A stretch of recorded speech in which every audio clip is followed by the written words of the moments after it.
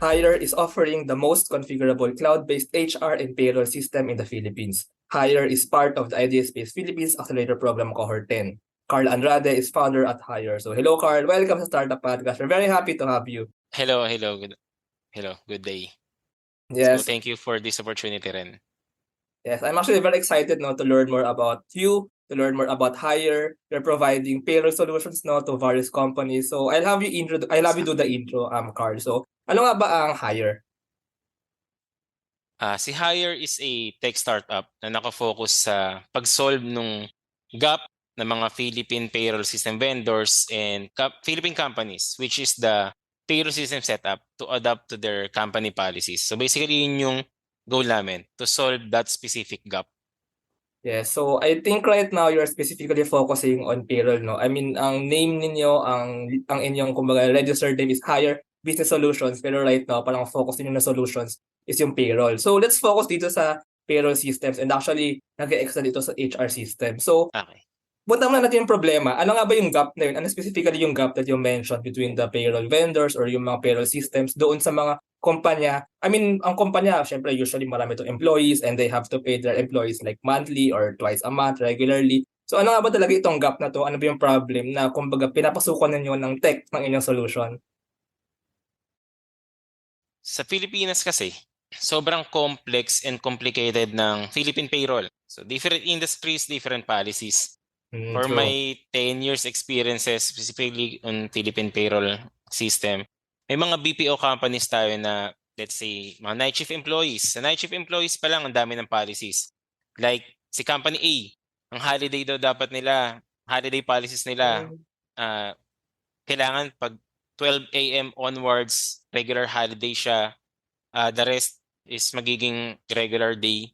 So, merong mga Company B. Si Company B naman, the rest, kahit anong araw kang pumasok, kailangan whole regular day siya. So may mga ganong klaseng policies. Manufacturing, construction firm.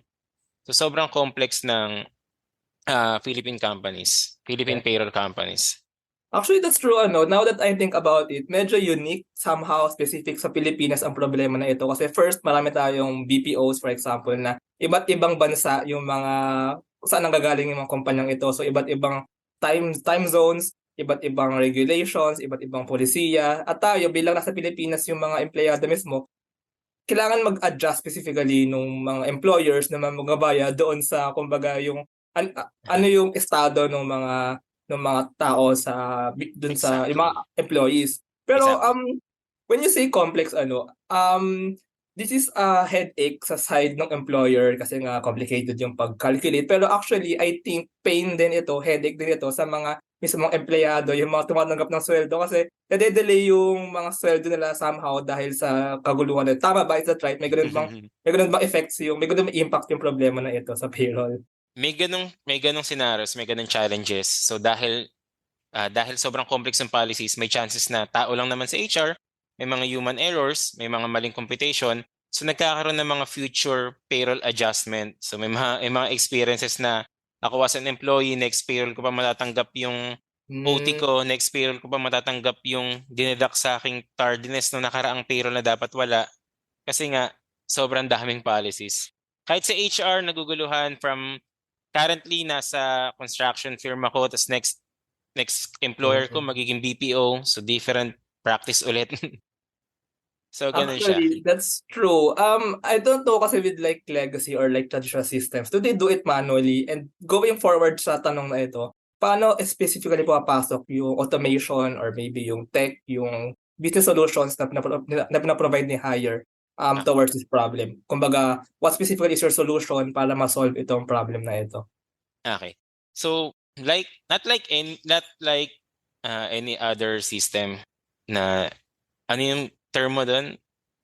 Uh, Mga legacy systems, so legacy basically legacy system. mga napaglumaang sistema. Na So baka yung manual pa sa ginagawa, manual pa kina-calculate, may ledger, lalagyan ng oras, yung mga dati yung mga time cards, mga ano pa yun, yung mga manual pa yun na Yun, the ballpen, hindi 'di ko ba? na Hindi pa maalala automatic. yung ginamit mong term. So not like any other legacy system. Gumawa kayo ng various setup. So sa loob ng various setup na yun, sa loob ng system, where you can configure the whole system to adapt to your company policies, good thing if may mga company amendments, reconfigurable din siya at no cost. Sa lahat yun pwedeng reconfigure on user's perspective.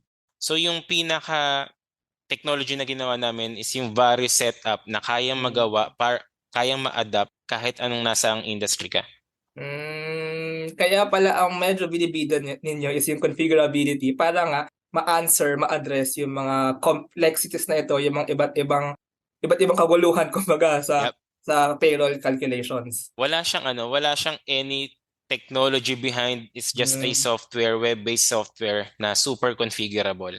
So kung for broader picture, kung familiar ka sa mga malalaking ERP system, kami yung SAP on accounting part. Si SAP is super Yes. configurable, no technology behind, it's just a software pero super Yes. configurable. Yes. Kami yung Actually, SAP on payroll system industry. yeah. I Ganun have two siya. things to say about this. Thank you very much for highlighting this part. Kasi first comment na gusto ko sabihin, I mean, I'm just an outsider, hindi ako startup founder, pero sometimes you don't really need like big tech solutions like AI. Kung AI or maybe blockchain, kung yung problema na tinatake ninyo ay hindi naman tugma doon sa solution na inyong ipapasok. Exactly. Now, Exactly. kayo, ito yung specific problem na pinpoint ninyo and actually really causing pain to employers, to employees, Filipino, mga foreign employers, and you just need actually configurable, and actually I think it's also easy to configure para madali nga ma-adapt ng mga iba't ibang Yep. kumpanya. Now, talking about the kumbaga ease of use, how do you make that easily configurable? You mentioned kanina yung si SAP is actually a very big product out there na actually hindi rin siya somehow ganun pa ka-easy i-configure. Sometimes you need engineers na may degrees lalo na kung malalaki ang company yung mga gumagamit. Pero Exactly. in your case maybe you can share lang about how you make it easy to use then for anyone. Kahit pag chinek nyo yung Capterra reviews namin, isa yun sa cons namin. Kailangan ng knowledgeable user. Since yun nga, medyo malaking system siya, super configurable. Pero yung ginagawa namin sa mga onboarding clients namin, based din kasi sa experience ko, specifically on Philippine payroll industry, kailangan munang matrain gradually ng mga user. So meron kaming 30 days onboarding process. Part ng 30 days onboarding process, iti-train namin lahat ng champions, lahat ng magiging users based on sa specific departments nila. So si HR, for employee management, for timekeeping, si accounting, siya yung sa payroll, siya yung sa reports. So hindi nila kailangang aralin yung buong system. In the setup itself, ginagawa siya ng project manager namin. Ina-adapt lang namin kung ano yung nasa handbook nung company. Pero pwede siyang ma-reconfigure ng mga users at no additional cost since pwede nila magawa yun on their own. Pwede sila magpa-support sa team namin tapos mako-configure na nila. Walang kailangang tulong ng any developers, ng mga software engineers. So, ganun namin siya ginawa. Yeah, actually, it's very simple. I mean, when we're talking about it, it's very simple. I know it's not simple. I know it's not simple when you design it, when you make it. Pero the problem is simple and the solution is actually simple. And these are actually the startups that we really need. Yung mga ganitong straightforward na may solve na problema. Pero I just want to ask lang with regard to like nagagamit nga siya ng iba't ibang kumbaga quote-unquote departments yung like mismo calculation, then yung payroll, yung pagbibigay mismo ng bayad, and meron din sa side ng HR baby sa compliance sa kung anumang mga batas, whatever. Ano pa ba yung ibang, I mean, talking about the whole product itself, what are like can you just parang share lang yung, for example, may nakikinig na SME or na company na gustong interested. So parang gaano ka-powerful ito, ano yung buong range, end-to-end, kumbaga, na ginagawa ng inyong solution? Wala akong maisip na sobrang unique feature. Pero I think the unique feature is the various setup itself. Every enterprise software should adapt to the company policies, not the other way around. Na ang nangyayari kasi sa Pilipinas, sa mga legacy software, si company yung nag-a-adjust, si company policy yung nag-a-adjust dahil sa limitations ng system. So tatanggalin na lang nila yung gusto nilang i-implement na policy na makakatulong sa employee management, employee engagement para mabawasan yung mga tardiness ni employee, mayroong ganitong certain policy, pero hindi nila magawa kasi hindi makapag-adapt yung payroll system na ginagamit nila. So yung pinaka-unique feature namin is the Yeah. Varius setup itself. Actually, thank you for answering that. Thank you for giving that answer. Kasi yun actually yung totoong answer na I hope kung may mga startup founders na nakikinig ito, kumbaga ma-adapt din yung ganong konsepto na hindi dapat yung kliyente or yung bibigyan ng solution yung mag-a-adjust. Bakit siya mag-a-adjust? Ikaw as a solution provider, dapat yun nag-create ng product na kumbaga adaptable sa iba't ibang mga ito. And actually, it brings power kasi sa inyo kasi Yeah. you're easy to scale and you're easy kumbaga to get prospective clients kasi kumbaga easy to use nga kayo and easy to be adopted. Speaking of that, sino ang inyong mga prospective clients? I mean, just talking about like the industry and size. You don't have to say like specific Okay. companies pero parang an idea lang on sino yung mga maaaring or mga gumagamit pa ni kay Hire. Gets. Yun yung pinakamagandang part or pinakamagandang natulong sa amin ng Ideas Space and yung cohort 10. So nalaman namin yung pinaka-ideal customer profile namin. So yung ideal customer profile pala namin is yung BPO or tech-enabled businesses with 50 to 5,000 employees. So yung kasi yung pinaka-complex, yung kasi yung industry na may sobrang complex timekeeping and payroll policies. Pero currently nagkaroon kami ng client na 8,000 employee pero BPO company rin siya. So lumagpas siya dun sa ICP namin. Pero good thing. That's a good thing. Yeah, I mean, if your product naman is kumbaga that scalable, I mean, hindi naman kayo dapat nalilimit dun sa 5,000 and it's actually true. It's actually true. Ang explanation di ko alam kung sino sa Ideas Space na nagsabi sa akin. Pero yung idea daw kasi, yung range kasi ng enterprise na yon, sila yung mga nasa small to medium enterprise. Yung mga large enterprise, mas prefer nila na gagawa sila ng isang software development team tapos gagawin nila In-house. mga products nila in-house. Yeah. So yun daw kasi nangyari sa mga large enterprises. So tinanggal namin sila dun sa ICP namin. Gets. Although, I mean, logically, when I think about it, wala namang pumipigil for even large enterprise. Tama. Diba? So yun nga, nagulat nga kami. Nagkaroon ng 8,000 employees nag-go kay Hire. And actually, it's beneficial pa nga sa kanila. Siguro yung parang, yung parang buyer na yun, maybe like 5,000 to 8,000. Yun yung parang, in terms of cost, doon sa side nung company. Makes sense. Parang kung saan Possible. magiging mas beneficial, mas sulit sa kanila, gumawa na ng in-house. Pero, if it's less costly pa rin naman to use an outsourced solution, why not use an outsourced solution? Yeah. Speaking about that, I saw sa inyong website na actually meron kayong business model, may plans, and actually, correct me if I'm wrong, kung outdated na ba itong nakita ko, it's parang 100 pesos per employee per month. Outdated na ba yun? And can you explain lang yung inyong plans? Baka may interested sa inyong... Outdated na siya So we just had a price increase from 100 pesos per employee per month to 200 pesos per employee per month. Tapos yung plan, currently yung biggest plan namin, yung binivision namin for after 5 or 10 years, gusto namin maging configurable si payroll system na kayang i-adapt yung yung payroll industry globally. So yun nililook forward namin. Pero yung current na nangyayari, yung plans for 2024, meron kaming ongoing partnership with NextPay or baka maging JV siya or joint venture. So dahil nililimit kami dun lang sa payroll computation, automatic computation based sa company policies, tatanggalin yung limitation na yon ni NextPay na up to disbursement na kami. Same kay NextPay, ang challenge kasi nila, nalilimit sila dun lang sa disbursement. Wala yung workload before ng disbursement, which is the payroll computation based sa company policies. So yun yung tinitingnan naming joint venture. Yeah. Kung familiar ka kay NextPay. Yeah, of course. NextPay. And actually, yeah, hindi ko muna i-announce pero yeah, let's leave it at that. So meron ka ring magiging we have a partner podcast na okay, gets. Anyway, let's later you know more about that. Surprise the audience. I mean, about mentioning that meron pa kayo actually ang payroll system kasi, I mean, for example, in a BPO, payroll system is one aspect. And actually, itong aspeto na to, complex din ito na may payment, may calculation, ayun nga, may keeping up with the regulations.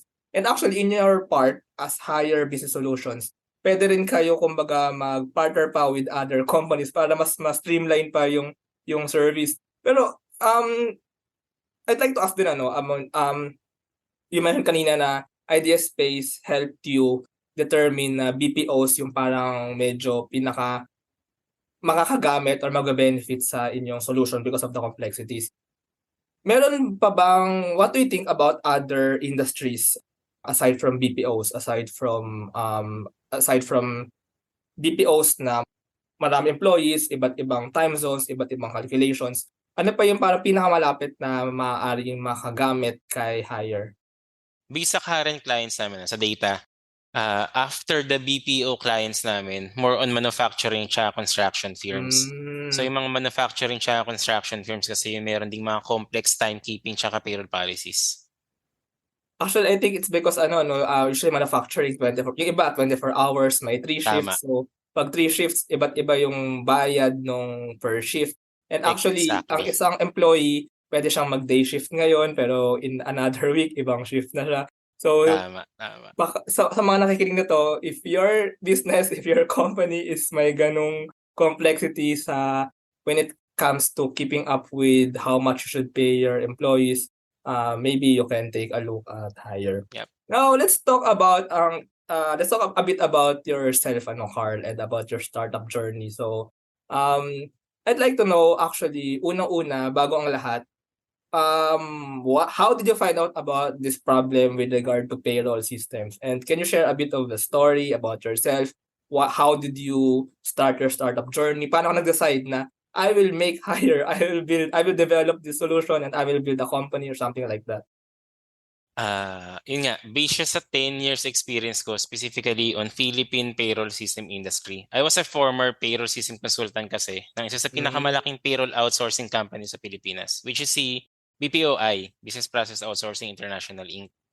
So way back then, kung maalala yung exact year, so doon ko nakita na walang system na nakakapag-adapt dun sa different industries na yon.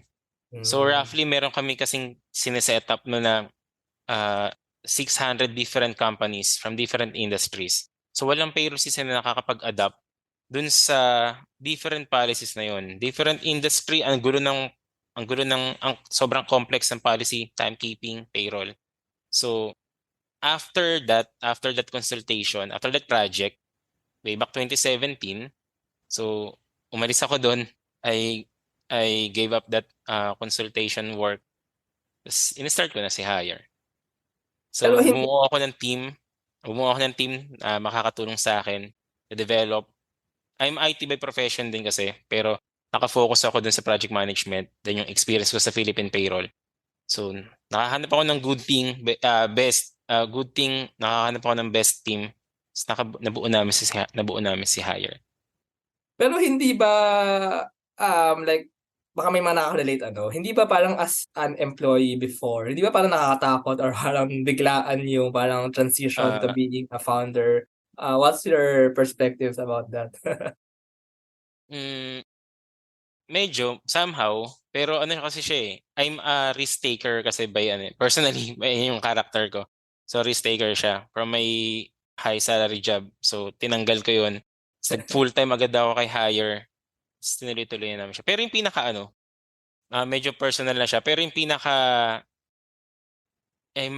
pinaka-changing point ko doon, yung decision point ko doon, is yung break up namin ng ex-girlfriend ko. Tapos after nun, doon ako nakapag-decide na gusto kong i-focus na lang tong business na to. Siya yung parang magiging baby company. Actually, baka parang pala siya, I mean, baka may mga nakaka-relate din, parang nag-quit ka sa previous job mo and nag-break kayo. So parang you want to start fresh. You want to start doon din nag-open up yung pagiging risk taker ng mga ibang tao. Yung best term, parang I want to start fresh. Parang gusto ko munang kalimutan lahat, tapos focus ako dito. Medyo mahirap, challenging, kasi nga wala naman akong experience, wala akong former business knowledge, kasi nga I'm an IT by profession. Gusto ko lang talagang ma-solve kung ano yung nasa industry meron ako, which is the Philippine payroll. At saka, on that, parang pag nandun ka sa stage na yun, parang wala lang mawawala eh. Go, let's go lang. Tama ba yun? Tama. And you talked about, you mentioned kanina na the best thing or a good thing is you found the best team. Can you know a bit about your teammates or your co-founders? I mean, paano mo nabuo yung team? Sino sila? Anong kanilang expertise? Para lang makita rin namin yung mga tao, yung mga people behind Hire as a company din. Nabuo yung team it's a referred by so friends of friends siya. So may na-refer si ganito, may na-refer si ganito. Tapos nakilala ko sila. Nag-try kami, win-workout namin. Tapos good thing naman, tuloy-tuloy pa rin kami. So, dahil nasa kami, ang pinakamagandang part siguro doon, nasa same page kami, nasa same vision kami, same values na ginagawa.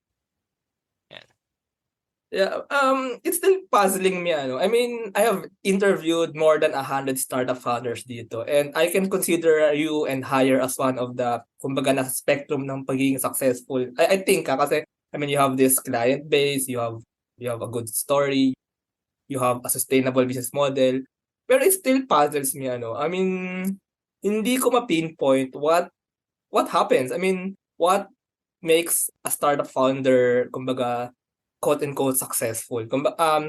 Maraming mga TED videos dito, mga YouTube videos like about tackling the right problem or the product market fit or the team or yung shared vision or whatever, ability to pivot.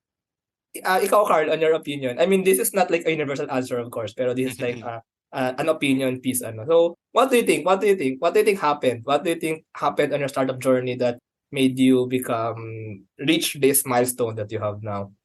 Yun nga. Walang there's no overnight success eh. Maraming times na may dadaan sa isip mo na gusto mo na mag-give up kasi nga after several efforts, time, effort, energy na nawawala, wala nangyayari, kala mo wala nangyayari. Pero pag tiningnan mo pala yung nasa likod mo, ang dami mo na palang steps na nagawa. Tapos yun, ang mahalaga, ang pinaka-importante siguro, nag-enjoy ka. Kung nag-enjoy ka sa ginagawa mo.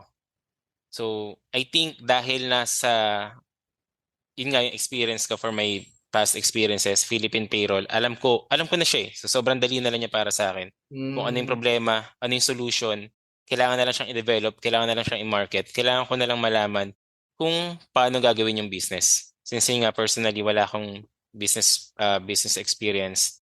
Natututunan ko pa lang siya. Kasi yung mga natutunan ko pa nga sa idea space, ngayon ko pa lang siya nalaman. So yun, kailangan lang talaga nag-enjoy ka sa ginagawa mo. Yeah, the motivation. Yeah. I mean, if hindi ka nag-enjoy tapos merong nadapa ka, quit ka na kasi hindi mo naman na-enjoy yung pagdadapa eh. Pero kung na-enjoy mo yung Exactly. pagdadapa, babangon ka at tutuloy-tuloy pa rin. Exactly. Sobrang laking factor na nag-enjoy ka lang sa ginagawa. Hindi namin namalayan eh. Na for the past 6 years, after 3 or 4 years, after 4th year ata namin na experience na ma-hit yung positive cash flow. So doon pa lang namin nalaman na growing talaga kami. So for the past That's first a year, long second year, time. third year. Kasi hindi ko pa alam, wala kami idea dati paano ba siya i-market, paano ba mangyayari, ano ba yung niche, ano ba yung ideal customer profile. Tina-target namin lahat sa sobrang broad. Yan. So ang importante lang talaga, ang maganda lang talaga sa nangyari, nag-enjoy kami lahat sa ginagawa namin. Yeah. I'm actually learning and I'm actually na-inspire ako somehow kasi I mean, that's very true, that's very true. I mean, kung startup founder ka na naghahanap ka ng problema na hindi mo naman talaga na-enjoy, hindi mo naman talaga feel, for example, hindi mo naman talaga interest, 2 years, 3 years, baka kung hindi mo pa na-hit yung kumbaga sign na you're on the sustainable path, you're on the quote-unquote successful path, it's very hard to continue. Pero Exactly. if you're doing something that you're really interested in, I think yun nga, kahit 5 years pa yan or baka 10 years pa yan, pero kung masaya ka naman, itutuloy-tuloy mo yan until you hit that goal, kumbaga that award. Do you think, Carl, your IT background, I mean yung thinking, kumbaga, na-develop ba ng IT yung iyong thinking also in terms of like handling a business, in terms of like founding a startup? Do you think yung parang logic, yung parang that kind of mindset, nakatulong ba siya? Wala eh, kasi technically, yung IT background is more on technical eh. Yeah, So wala. So walang talagang sa journey ko na na-experience kung paano mag-handle ng business. Yan. Yeah. Yeah, I'm really still puzzled, and I think it's still really a big puzzle sa buong startup world, I mean, what what can really keep a startup founder going and what can really make a startup Yun grow, talaga siya di eh. ba? Para sa akin, personally personal opinion, kailangan talaga nag-enjoy ka sa ginagawa mo. Kasi kung hindi ka nag-enjoy sa ginagawa mo, kahit gaano ka kagaling, kahit sobrang dami mo na na-experience, nag-give up at mag-give up ka pa rin eh. Yeah. Agree, actually, agree. Now, banggitin natin since this is actually a partnered episode with Idea Space, so naging part kayo ng cohort 10 ni Idea Space Philippines na actually medyo special cohort kasi sa previous 9 cohorts ni Idea Space, ito yung parang nag-focus sa mga companies, sa mga startups na nasa scaling up stage somehow, not in the idea stage. So, first question, paano kayo napunta sa cohort na to? And second question, aside from the things that you've mentioned, yung helping finding that niche, helping find that quote-unquote product market fit, and all these other business things. Paano nakatulong sa inyo si Idea Space? Yung kung paano kami nakapunta dun sa cohort, di ko maalala eh. I think nakita ko lang sa Facebook, merong application. Wow. Kasi yun yung mga benefits ng yung benefits ng cohort na yon, ng program na yon, accelerator, about kung paano yung how to handle startup, how to make startup grow. Kasi yung pinaka through idea space, ang dami namin natutunan eh. Di namin mas naiintindihan ano ba yung ideal customer profile namin, ano yung competitive advantage ni Hire, how we market the brand, sobrang dami. After the program, to be honest, after the program, doon ako nagkaroon ng sobrang daming sales meeting, doon kami nagkaroon ng bulk clients. Kaya nga hindi ko agad napansin yung email mo, parang 6 months. After 6 months, ngayon pa lang No tayo worries. nagkaroon ng discussion. Kasi for the past 6 months, after nung Idea Space program, nagdagsaan yung namin, nagdagsaan yung clients namin. Dahil alam na namin kung paano gagawin, paano ita-target yung specific market. And tsaka, I think, ayun nga, you're talking to the right client and you're explaining to that client perfectly sa kung ano yung gusto nilang marinig, sa kung ano yung hinahanap nila, and you can actually provide it for them. Exactly. I think somehow yung pagiging simple. I mean, sometimes kasi some startups can be like too many jargon, too many. Pero sometimes keeping it simple can actually help you land those clients na you have that communication and you can actually provide that fit. You can actually fill in that gap. Yeah, so maraming salamat Carl for this interview. Actually personally ang dami kong na-realize. Actually this is actually somehow a very valuable conversation kasi yun nga sometimes we don't have to be too complicated. I mean, you're solving a complicated problem pero you don't have to have an equally complicated solution. Sometimes all you need is a simple solution that you can communicate properly and that you can really like kumbaga find the right clients na naghahanap ng inyong solution na yun. Siguro pa-share lang ng inyong future plans maybe for hire and baka may mga nakikinig na mga companies, small man or medium or maybe large na baka interested. So how do you want them to know about hire? Ay nga, yung biggest plan as of now is yung gusto namin maging Hire Payroll Global. Gusto namin maging configurable si Hire Payroll that can support any payroll policies worldwide. Pero yung pinakamalapit na plano is yun yung joint venture or any type of partnership kay NextPay para hindi kami malimit sa kanya-kanyang limitations namin. So sila sa disbursement, kami sa payroll computation. And by the way, meron ba ibang company or startup na partnered naman with Hire to integrate yung payroll solution ni Hire doon sa kanilang larger solution? I mean, do you also do these partnerships? And baka may ibang startups na willing na baka interested din to partner or kumbaga to integrate with Hire, baka ma-integrate nila sa kanilang ERP system or whatever. Yun, nililimit namin si based sa branding team namin. Nililimit namin si Hire Payroll, yung partnership kay Hire Payroll na ma-retain yung payroll computation, Philippine payroll system lang siya. So iniiwasan namin yung maging isang malaking enterprise software siya na ang dami-dami nang sinasolve. So kaya naging interested kami dun sa kaya joint venture kay NextPay kasi after the payroll computation, matutuloy na nila yung operation ng HR in terms of disbursement. Actually, that's another important thing na kung hindi mo naman kailangan mag-expand vertically or horizontally, you don't need to expand, lalo na kung di pa naman ganun kalaki yung team nyo, lalo na kung kulang pa naman kayo sa tao. Exact. you keep on developing your team skills, your solution doon sa niche kasi Yep. somehow specialization nasa mundo tayo ng supply chain, service supply chain, kumbaga malaking chain ito ng mga serbisyo, ng mga produkto, and then bawat specific part nito, if a startup, if a company can specialize on it and really streamline yung model, streamline yung solution, and then build the product effectively, I think also that's a good approach din sa buong kaguluhan ng Exactly. buong mundo. Tama. Ayaw namin mawala dun sa niche namin. Ang gusto namin Yeah. palawakin yung market, kaya ang pinaka-goal after 5 or 10 years is maging global siya. Yeah. Higher payroll global. True. And actually, when I think about it, parang in the Philippines, although hindi ako knowledgeable sa payroll systems, pero in terms of startups, I think very unique ang inyong niche. Medyo kayo lang yung parang pinaka talagang focused on building a very good payroll solution. Yeah, Exactly, tama. so thank you very much, Carl. If our Thank you, listeners Jai. pala Thank you. want to know more about Hire, ayun nga, maybe they want to explore the product, so how can they get more information? Maybe you can lead them to the website, social media channels kung meron kayo, or maybe email address if you want. Yep, so search lang nila Hire Payroll or they can contact me on. Pwede ko ba sabihin yung number ko? Sure, kung okay lang sa'yo. Okay, sure. So it's a 0917-8391741. So they can call me anytime. Or they can just search for Hire Payroll. So social media, website. Yeah, so search for Hire Payroll or Hire Business Solutions, or Hire Payroll or Hire sa Google, sa kung anumang social media website, and basically try to explore, try to know more, and I think this is one of the kumbaga nasa spectrum nga ng successful startups na na-interview ko sa podcast na ito. So maraming salamat, Carl, for Thank you, sharing. Johnny. Thank you. Have a good day. Salamat.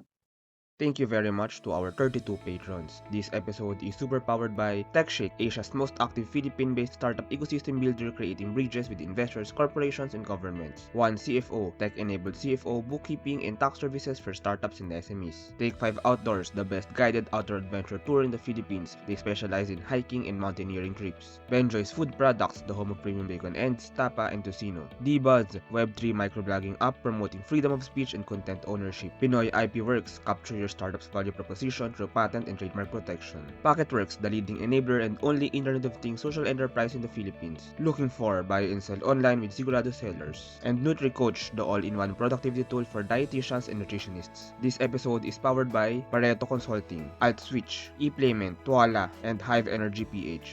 AskLex PH Academy is our official e-learning partner. Get certifications on Lean Six Sigma, project management, data science, and many more. Support the podcast through the links in the description.